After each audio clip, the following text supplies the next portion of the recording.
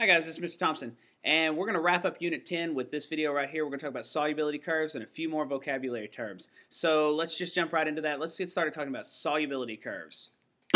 Okay, so one of the ways that we can represent, that you guys have already seen a little bit of, we can represent solubility and temperature is by using a solubility curve.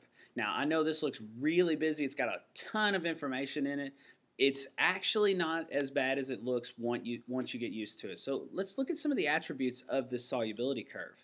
Notice that there are two variables. We have the x variable, which is the temperature, and we have the y variable, and that is the grams of solid per 100 grams of H2O, which is basically the solubility.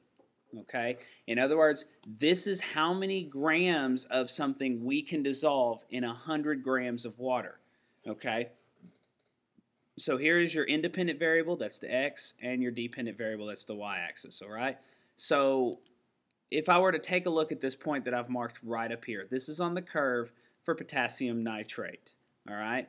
And so what this is telling me, if I'm looking at this graph and I'm reading this information off of this graph, at 70 degrees Celsius, if I have 100 grams of water heated up to 70 degrees Celsius, I can dissolve about 140 grams of potassium nitrate in that amount of water. Obviously, if I have more water, I can dissolve more potassium nitrate. If I have less, I would do less. But that's what this curve is telling me. If I look at another point, maybe right here, okay, this is again the curve for potassium nitrate. Now at 50 degrees Celsius, I can only get about 85, maybe a little bit more grams of potassium nitrate to dissolve. Anything else is just going to be falling to the bottom, and I'm going to see it as separate crystals. Okay? That's how you read these curves. That's it. Now, one thing I want to point out, you notice we've got the solid line right here for solids, and we've got the dotted line for gases. So I've got some solids, I've got some gases on here. Notice how for most of these, that the solubility of the solids goes up as the temperature increases, which we saw that in some of our labs. And the solubility for most of the gases goes down. So I can actually get less gas the higher the temperature goes. And that's going to be important. Let's take a look at a few example problems, see how I might ask this to you on, say, a test or a quiz or homework or something like that. Okay? How many grams of potassium chlorate will dissolve in 100 grams of water at 20 degrees Celsius? So I'm going to look on here. I'm going to find the potassium chlorate graph. So let's see. Right here, potassium chlorate. Okay? And I'm going to find 20 degrees Celsius. So right about here. So looking at my graph, it looks like about 10 grams of potassium chlorate will dissolve in 100 grams of water at that temperature. That's it. That's all there is to reading these graphs. Let's take a look at another problem. We have a beaker that has 100 grams of ammonium chloride, all right, dissolved at 70 degrees Celsius. It says how many grams of ammonium chloride will be undissolved?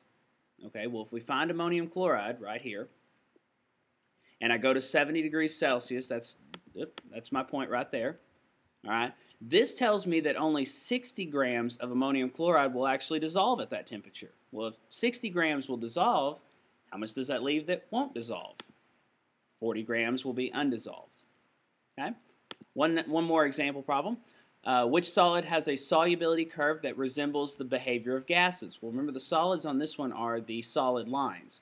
And we said that gases their solubility will tend to decrease as the temperature increases. Well, all of these solids are increasing, except for one of them. This one right here, sodium sulfate, is actually going down as the temperature increases. And so that one is acting more like a gas would than a solid would. Okay, so now that we've done those examples, let's just wrap up a little bit with a few more miscellaneous vocabulary terms, just things that you need to know that will be important for the test. There is a term called dissolution, and this is the process or act of dissolving something or being dissolved. So you may see a term like that where it says describe dissolution or something like that, and that's what that vocabulary term means. Now, we saw in the lab that we did today that if you put too much of a solid at the bottom, then we get all those crystals at the bottom. Well, that is called crystallization. That's just, we put the crystals in the water and they may break up, they may not, but then the crystals begin to reform and they separate out from the solid, so they sink down to the bottom.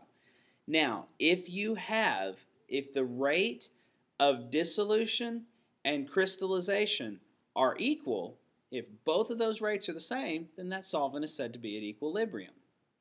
And if you are at equilibrium with the maximum amount of solute in there, then that is the term we learned earlier, saturation. Okay? Now, if you take an ionic compound, even such as table salt, sodium chloride, and you dissolve it in a solution, they will break apart. The sodium and the chlorine will break apart, and there'll actually be ions in the water. There'll be a positive and a negative piece. This is called dissociation. Okay? So there's a difference. Dissolution means we are dissolving stuff. Dissociation means they are breaking up. They are breaking apart. They will no longer associate with each other. Now, salts, such as table salt, all of those ionic compounds, when they break apart, it's a very interesting property. Now, I bet you didn't know water by itself does not conduct electricity. If you attempt to run an electric current through pure water, you'll get very little, if anything, running through it. Okay, now I know you're sitting there saying, well, wait a minute, if it's raining outside and I'm standing in a puddle, or if I'm in a pool and it gets hit by lightning, it's going to shock me. This is true. This is very true. But that is not the water's fault. That is what is in the water. That is the compounds that are dissolved. Any compound that you dissolve in water or any other solvent, and this is going to be most of your ionic compounds, any of those that cause that solution to conduct electricity, those are known as electrolytes. So for instance, when you put table salt in water, it suddenly is able to conduct electricity. Table salt is an electrolyte. Now, I want you to make sure and keep these vocabulary terms separate. We're going to be talking about them. We're going to be working on them in practice in class tomorrow. So if you have any questions, as usual, come talk to me either in tutorials or between classes or even at the beginning of your class tomorrow. You guys take it easy.